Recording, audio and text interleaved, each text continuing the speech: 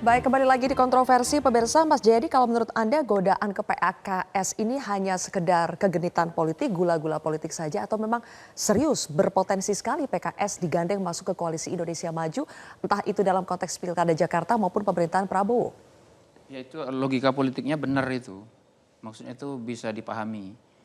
Dan yang disampaikan oleh Bang Nurdin dengan Bang Iqbal itu tidak berbeda, itu sama konteksnya kan sejalan aja itu. Masuk ke Kim tapi sekaligus juga nawarin cawagup untuk Kim itu kan tidak beda sebetulnya dalam konteks politik Jakartanya. Satu paket sebetulnya. Itu. Nah, saya kira itu masuk akal. Kenapa? Dari berbagai data yang saya tahu sampai dengan saat ini itu memang kalau diasumsikan yang maju itu dua, Anies sama RK, memang dua-duanya bisa sangat kompetitif. Tentu saja karena Anies petahana, dia masih punya keunggulan. Sehingga peluang menangnya untuk sementara lebih besar gitu. Tetapi data-data kebanyakan menunjukkan bahwa baik Anies maupun RK itu masih memerlukan tambahan suara untuk memperoleh batas 50% lebih. Karena di DKI kan harus bisa 2 putaran atau harus 50% plus 1. Ya, dengan undang-undang yang baru cukup sekali. Kalau dapat 50. Kalau dapat tidak perlu. Cukup sekali. Sama seperti pilkada lainnya. Karena sudah undang-undang daerah khusus Jakarta. Tidak perlu mencapai 50/1. Tidak perlu mencapai sudah diputuskan gitu. Okay. Ya, kalau dua berarti kan dia harus tetap memperoleh 50% lebih kan. Kalau hanya dua yang maju. Ya, pasti. Ya, gitu. Nah, dua-duanya itu perlu tambahan berarti. Dari mana sumber tambahan itu? Kalau Ridwan Kamil tambahan suaranya dari basis Mas Anies atau dari basis PDI kemungkinan. Sebaliknya juga sama, kalau Mas Anies perlu tambahan suara untuk mengamankan 50% lebih itu dari basis yang selama ini bergabung di Kim, ya, katakanlah basisnya Ridwan Kamil atau basisnya PDI Perjuangan. Nah, kalau misalnya calon yang mungkin dari Kim dalam hal ini Ridwan Kamil itu mencari tambahan suara dari basisnya Anies, itu kan masuk akal gitu. Dan salah satu cara untuk itu adalah dengan mengajak PKS, karena yang paling kuat. Betul tidak ada upaya untuk menjegal Anies maju di DKI? Kalau PKB sama Nasdem plus PDI kan cukup itu. PKB PDI cukup. Iya, PKB PDI juga cukup gitu. Jadi kalau hanya diambil satu, hanya PKS saja kan tapi kan ada cukup. basis massa PKS yang selama ini kita tahu begitu loyal dengan Anies. Ya, itu berarti bukan menjegal Aniesnya, tapi mengupayakan agar basisnya itu pindah. Menggerus suara ya, menggerus Anies. Suara. Itu kan sah aja, biasa dalam strategi untuk menambah suara kan gitu. Jadi kalau ada upaya seperti itu, saya kira masuk akal. Karena memang itu salah satu yang harus dikerjakan. Nanti kita lihat apakah misalnya ada upaya juga misalnya dari Kim untuk mengajak basis PDI untuk bergabung, gitu kan. Katakanlah kalau kita referensikan pertarungan itu ke Pilpres kemarin misalnya. Katakanlah berarti basis Kim, Pak Prabowo itu kan sekitar 41%-an. Basisnya Anies 41%-an juga. Kan cuma beda 0,6 ya antara keduanya. Nah, sementara PDI, Ganjar itu kan 17%-an. Jadi 17% itu bisa jadi rebutan. Kalau misalnya 17% itu tidak bisa direbut, diambil misalnya oleh koalisi yang mencalonkan Ridwan Kamil, maka salah satu pilihannya adalah mengambil dari basis Anies. Dan itu tentu masih mungkin diupayakan, apalagi ada sejarah kan misalnya Gerindra yang di Kim pernah bekerja sama sangat erat di DKI dengan PKS misalnya, bahkan bekerja sama dengan Anies. Jadi mungkin saja masih jalur-jalur untuk ke sumber-sumber suara itu masih ada kan gitu.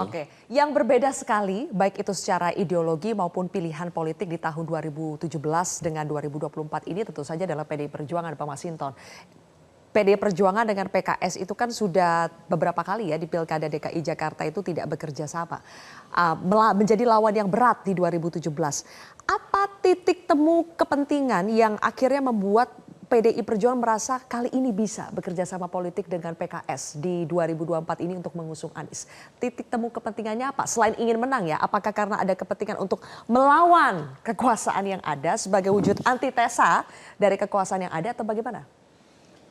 Ini kan kita baru bicara tentang Aniesnya, belum bicara gabungan partai-partainya begitu ya. Nah artinya PDI Perjuangan juga ketika harus mengusung, dia juga tidak bisa sendirian. Dia harus membutuhkan partner gitu ya untuk memenuhi syarat pengusungan tadi. Nah maka sebenarnya adalah kalau dengan selama ini kita dengan PKS memang selalu bertarung di Jakarta, tingkat pertarungannya gitu ya dalam level pemilihan kepala daerah. Nah kita kan belum menjajaki antar partai politik ini, masih bicara tentang figur tadi. Nah tentu dari figur tadi baru kemudian nanti kita bicara tentang partai-partai mana yang menjadi punya platform yang sama untuk memenangkan figur calon tadi. Nah kita baru bicara tentang calonnya, belum bicara tentang partai politiknya nanti dengan siapa, apakah dengan PKS, apakah dengan PKB, apakah dengan yang lain, tentu akan komunikasi tindak lanjutnya seperti itu Mbak. Oke, tapi kalau nanti sama-sama PKS akan mengusung Anies Baswedan itu tidak masalah ya di Pilkada Jakarta? Ya tentu sebagai partai politik kan yang menyamakan kita nanti kan platform dan program bersamanya. Ketika bicara tentang Jakarta ini kita mau apakan. Oke. Secara Tapi sama-sama. boleh kita munculkan ya jumlah kursi yang diperoleh oleh setiap partai di DKI Jakarta dari hasil Pileg 2024 kemarin. Kalau kita lihat dari tabel berikut ini yang akan kami munculkan. Di kursi DPRD Jakarta itu yang paling banyak kursinya adalah PKS, 18 kursi. Kemudian ada PDI Perjuangan 15 kursi, Gerindra 14 kursi, Nasdem 11, Golkar kemudian bersama dengan PKB masing-masing 10 kursi, dengan PSI juga, baru disusul partai-partai lainnya. Pertanyaannya dengan selisih kursi yang tipis seperti ini tapi masih dominasinya adalah PKS, apakah akan berebut nih antara PKS dengan PDI Perjuangan untuk kursi cawagup kalau misalnya nanti cagupnya sudah Anies, Bang Masinton? Belum bisa kita simulasi lah, kita nggak mau berandai-andai gitu ya. Nah nanti kan figurnya siapa, kemudian mitra pengusungnya partai-partai politiknya siapa, kan itu baru bisa dibicarakan. Kalau sekarang kan terlalu dini lah masih saya bicara malu-malu ini Bang Masinton. mengandaikan, artinya bahwa partai politik pasti berkepentingan untuk menempelkan calonnya ya sebagai pasangan calon dengan gubernur serta wakil gubernur nantinya. Pasti PKS juga pasti berkepentingan. Kalau PKS sudah jelas ya Bang Iqbal ya, dengan kursi sebanyak ini pertama di DKI harus cawagup dari PKS. Saya kira itu adalah cara ya bagaimana PKS ini mendapatkan kesempatan. Karena bagi kami PKS itu sudah sangat dalam lah hubungan sama Mas Anies. Mulai dari pencalonan pertama kali di Jakarta, kami rela kadernya hanya jadi ketua tim ses. Ya kan? Padahal sudah mau hampir deklarasi waktu itu Sandi Mardani. Kemudian di Pilpres juga kami punya tokoh-tokoh, tapi kami mengusung Mas Anies. Dan kali ini saya kira inilah kesempatan Mas Anies membalas budi kepada PKS. PKS juga untuk bisa menjalin ketokohan branding partai sebagai partai kader, di mana anak muda PKS juga banyak, tokoh-tokoh PKS juga banyak yang kompeten. Siapa calon terkuat pendamping Anies dari PKS? Saat ini ada beberapa nama ya, ada Pak Soebul Iman, ada Pak Mardani ya, ada Pak Ketua DPW PKS ya. Jadi ini semuanya masih dinamis, tetapi kami sudah menyiapkan nama-nama terbaik yang memiliki kompetensi. Oke, baik. Mungkin dari hitung-hitungan PKS itu tepat ya, logis gitu. Tapi belum tentu itu cocok dengan hitung-hitungan elektoral untuk menangkan DKI. Kalau yang maju cuma 2. Kalau yang maju bisa 3 misalnya, itu mungkin. Tapi kalau yang maju itu ada 2, mau tidak mau kan harus menjamin adanya 50% lebih itu. Nah, maksudnya cawagupnya harus figur. Cawagupnya harus orang dari sumber suara yang berbeda. Gitu. Selama ini datanya konsisten sejak beberapa kali pemilu itu, suara konstituen PKS itu memang sangat dominan ke Anies. Jadi kalau misalnya ceruknya sama, tidak ada penambahan. Jadi kalau misalnya wakil yang dari PKS juga, maka tambahan suara itu dari cawagup menjadi berkurang. Kalau gitu PDI Perjuangan punya kesempatan dong. Iya, betul. Gimana tuh? Makanya kami sangat welcome sekali kalau Kang RK Ridwan Kamil maju di Jakarta.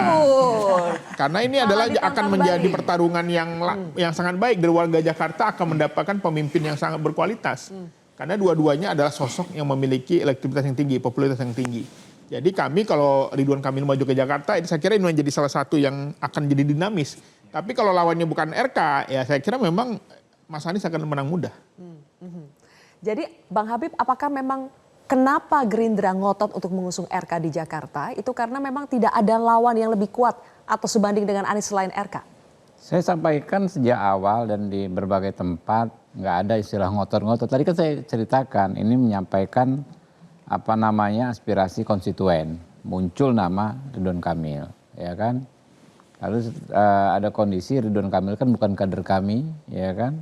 Dan beliau juga, ya. Pernah waktu wali kota. Beliau juga belum menyampaikan kesanggupannya untuk maju Jakarta. Jadi kami ini sebetulnya di antara ini semua, ya de facto kami yang paling santai lah. Kan kami sudah punya presiden sebetulnya kan ya. Kelihatan kok Bang Habib lebih santai hari ini. Iya, udah punya presiden tinggal dilantik kan. Tapi gini ya, saya anggapi teman-teman tadi, bahwa namanya partai politik tentu tidak akan pernah kekurangan kader. Ya, akan ada lah kader-kader, dan untuk Jakarta ya selalu ada peluang bagi pendatang baru, orang yang benar-benar nggak diduga tiba-tiba muncul, tiba-tiba ada kejutan. Ya, Jakarta selalu begitu. Ingat ya, Pak Jokowi itu kejutan, Pak Anies kejutan, gitu ya. Kalau kita bicara soal pileg DPR RI, ya 2 kali pemilu. Itu kejutan semua karena tidak satupun incumbent misalnya di Jakarta Timur yang bertahan. Gitu loh. Banyak orang ya kan. Kemudian di DPRD DKI misalnya, ada partai politik yang tadinya 12 kalau nggak salah pemilu berikutnya tinggal 1. Iya betul. Iya, jadi Jakarta ini memberikan tempat ya bagi orang-orang baru gitu loh. Kita nggak khawatir kok ya. Sehingga ya sudah, kita enjoy saja ini prosesnya, dinamikanya, ya kan? Oke, kita diundang Zilvia ke sini ketawa-ketawa, ya nantilah sebulan mulai kelihatan hilalnya lah sebulan lagi. Gitu. Pak Hasbi, kalau dari Bang Habib mengatakan siapa tahu muncul figur baru di Jakarta ya. Tapi kenapa PKB merasa harus mempertahankan figur lama, yaitu petahana Pak Anies untuk Pilkada Jakarta? Yang pertama begini, Pak Anies kita lihat dari kinerjanya. Kinerja Pak Anies bagus, memang nggak logis juga, mohon maaf ini sahabat PKS.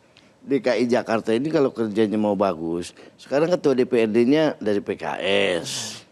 Masa mau wakil gubernurnya dari PKS? Kalau Gerindra nggak dapat nggak lah masalah lah, udah punya presiden kan gitu. Maksudnya nggak masalah lah ya kalau PKS nggak dapat cawagup. Nggak usah, kita kasih yang lebih paham. DKI, PDI, kita kasih ada Prasetyo, sudah 2 periode di DPR. Tampaknya PKB lebih setuju Anies dengan kader selain PKS. Kenapa tuh Pak? Ya enggak, karena jeruk PKS sama PKB sama. Jadi jeruk makan jeruk ini.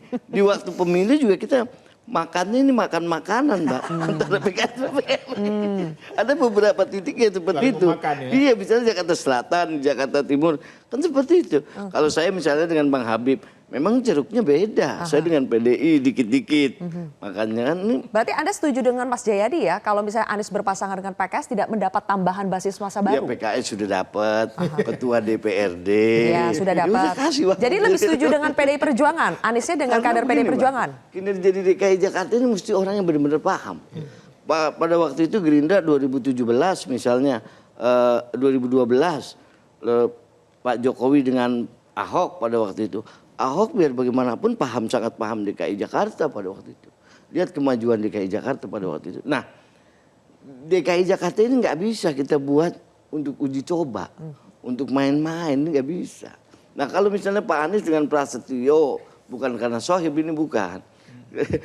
Memang paham Jakarta, memang sangat paham menurut Jakarta. Jangan ujuk-ujuk dari tiba-tiba datang dari daerah. Pak Ridwan Kamil bagus, mungkin bagus di Jawa Barat, belum tentu bagus di DKI Jakarta.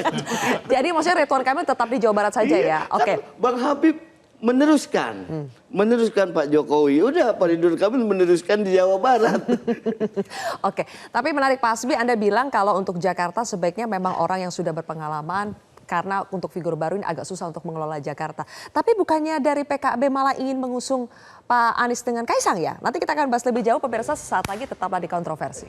Jelajahi cara baru mendapatkan informasi. Download Metro TV Extend sekarang.